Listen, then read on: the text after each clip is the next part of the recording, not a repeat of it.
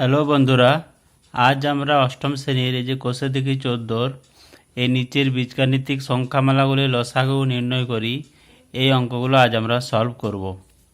তো দেখো প্রথমের অঙ্কটা কি আছে, তাহলে দেখো এখানে প্রথম পদটা কি আছে, দেখো কি আছে এখানে 2x²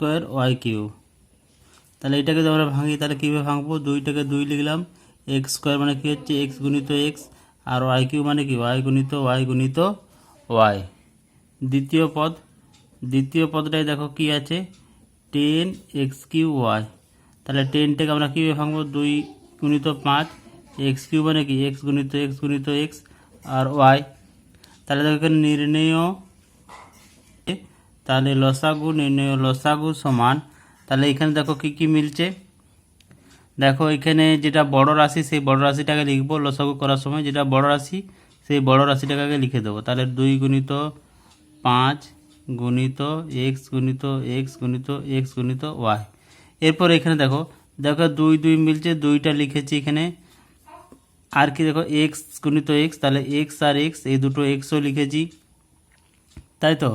দেখো ওয়াই একটা ওয়াই লিখেছি, আর এই দুটো ওয়াই দেখো এখনও লেখা হয়নি, তাহলে এই দুটো ওয়াইও লিখতে হবে। তাহলে লসাগু করার নিয়মটা কি, নিয়মটা হচ্ছে যে যেটা আমাদের থাকবে হচ্ছে যে বড় রাশি, সেই বড় রাশিটা পুরোটা লিখতে হবে। এরপর এইখানে দেখতে হবে যে কোনগুলো মিলছে, সেই যেগুলো মিলছে সেগুলো বাদ দিতে হবে, আর যেগুলো মিলছে না সেগুলোকেও পাশে গুণ আকারে লিখতে হবে। তাহলে এইখানে দেখো কি হচ্ছে উত্তরটা, 2 5 10, তাহলে 10x³ y³। দেখো দ্বিতীয় অঙ্কটা দেখো আছে কি, এখানে প্রথম পদটা দেখো আছে কি, প্রথম পদ হচ্ছে 7p² তাহলে 7p² মানে p গুণিত p, আর কিউটা পাওয়ার 3 মানে হচ্ছে q ইন্টু কিউ। এবার দেখো দ্বিতীয় পদটা দেখা যাচ্ছে 35p³ তাহলে 35কে ভাঙা যায় কি 5 7 35, p³ মানে p into 5, p into p, আর এটা হচ্ছে কিউ। আর দেখো তৃতীয় পদটা কি আছে, দেখো 42p³⁴, তাহলে 42টাকে ভাঙো কি 2 21 42, 3 21 3 7 21, তাহলে 2 3 6 7 42, এটা পি, আর কিউ4 মানে কিউটা 4 বার গুণ হবে, কিউ ইন্টু কিউ।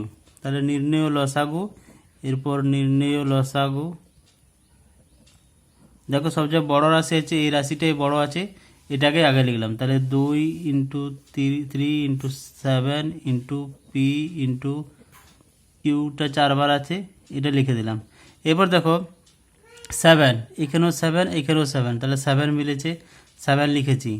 দেখো এখানে পি আছে কটা, দুটো পি আছে, এখানে একটা পি ছিল, তাহলে এই একটা পি দেখো লেখা হয়নি, তাহলে একটা পি লিখতে হবে।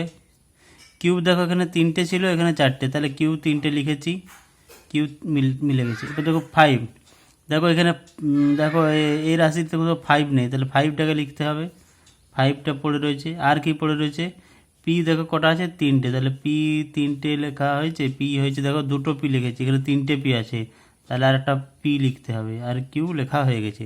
তাহলে এর অ্যান্সারটা কত হবে, তাহলে দেখো এর অ্যান্সারটা কি আসছে, এর অ্যান্সারটা কত আসছে, 2 3 6, 6 5 30, 30 7 210। পি কটা আছে 1 2 3, p3, আর কিউ কটা আছে 1 2 3 4, কিউ4। দেখো পরের অঙ্কটায় কি আছে, প্রথম পদ, তাহলে প্রথম পদ কি আছে 5a 5b, তাহলে 5টাকে লিখলাম, আর a5 মানে এটা 5 বার গুণ হবে, 1 2 3 4 5b। এবার দ্বিতীয় পদটা কি আছে 15ab²c, তাহলে 15টাকে ভাঙবো 3 5 15, ab² মানে b গুণিত b আর c। এবার তৃতীয় পদটা কি আছে 25a² b² c², তাহলে 25টাকে ভাঙবো কি 5 গুণিত 5, a² মানে a গুণিত a, b² মানে b গুণিত b, আর c² মানে হচ্ছে যে c গুণিত c। তাহলে এরপর নির্ণেয় লসাগু, তাহলে লসাগু কত হবে দেখলে বড় রাশি সেটা লিখে দিলাম, বড় রাশি ধরো এটাই বড় রাশি আছে, তাহলে 5 গুণিত 5 গুণিত এ গুণিত এ গুণিত বি গুণিত বি গুণিত সি গুণিত সি। এরপর দেখো এখানে 5 5 একটা লিখেছি, এ কটা আছে 1 2 3 4 5, তাহলে আমরা এখানে এ লিখেছি দুটো, তাহলে এখনও 3টে এ পড়ে আছে, তাহলে এ এ এ। বি দেখো, বি এইখানে দেখো 3 আছে, একটা 3 বাড়তি আছে, তাহলে 3 লিখতে হবে। আর বি দেখো দুটো, এখানে আমরা বি দুটো লিখেছি, সিও লেখা হয়ে গেছে। তাহলে এটার অ্যান্সার কত আসছে, তাহলে 5 5 25, 25 3 কত হয় 25 3 75, এ কত হবে 1 2 3 4 5 এ 5, বি কটা আসছে, বি দেখো আসছে কটা আসছে 1 2 দুটো বি আসছে, তাহলে বি স্কোয়ার, আর সি আসছে একটা, তাহলে সি আসছে এখানে, না সি আছে দুটো, এখানে দুটো সি আছে, তাহলে সি আছে সি স্কোয়ার। দেখো চারেরটা কি আছে প্রথম পদ, তাহলে প্রথম পদ কি আছে 11 এ স্কোয়ার বি সি স্কোয়ার, তাহলে 11টাকে ভাঙা যায় কি 11ই হবে, এ স্কোয়ার মানে কি হবে এ গুণিত এ, বি সি স্কোয়ার মানে কি হবে সি গুণিত সি। দ্বিতীয় পদটা দেখো কি আছে 33 এ স্কোয়ার বি স্কোয়ার সি, তাহলে 33 মানে 3 গুণিত 11, এ স্কোয়ার মানে এ গুণিত এ, বি স্কোয়ার মানে বি গুণিত বি, আর সি।